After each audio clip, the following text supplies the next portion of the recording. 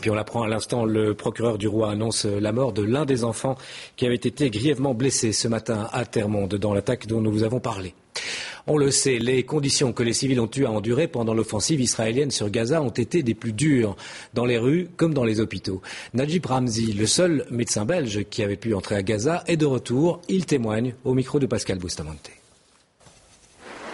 Najib Ramzi est médecin. Il se spécialise en neurochirurgie et il vient de passer 12 jours à Gaza. Au plus fort de l'offensive israélienne, il y a travaillé dans des conditions extrêmes.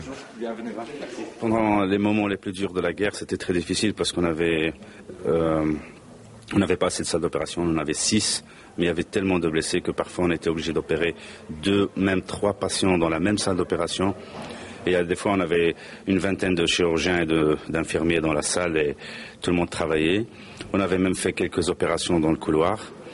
Et il y avait des patients qui ont décédé parce qu'on n'a pas eu le temps de s'occuper d'eux, quoi. La nuit d'abord, 24 heures sur 24 ensuite, l'hôpital Shifa dans lequel le docteur Ramzi a travaillé était placé au cœur des opérations. Un risque permanent pour le personnel soignant. Surtout que les Israéliens, ils pensent que les leaders du Hamas, ils étaient sous l'hôpital, donc on était très concernés, on était très anxieux. Vous les avez croisés, ces gens ? Moi j'étais à l'hôpital 24 heures sur 24 et je connais les leaders de Hamas et j'en avais vu aucun. Ça c'est sûr. De retour en Belgique, Najib Ramzi conserve un sentiment, celui de l'injustice faite aux enfants. Si vous êtes après Hamas, vous n'allez qu'aller chercher Hamas. Il faut pas bombarder les gens, les petites gens dans leur maison. Il ne faut pas tuer les enfants. Un tiers des victimes, c'est des enfants, sans compter les blessés. Moi, je pense que c'est pas correct.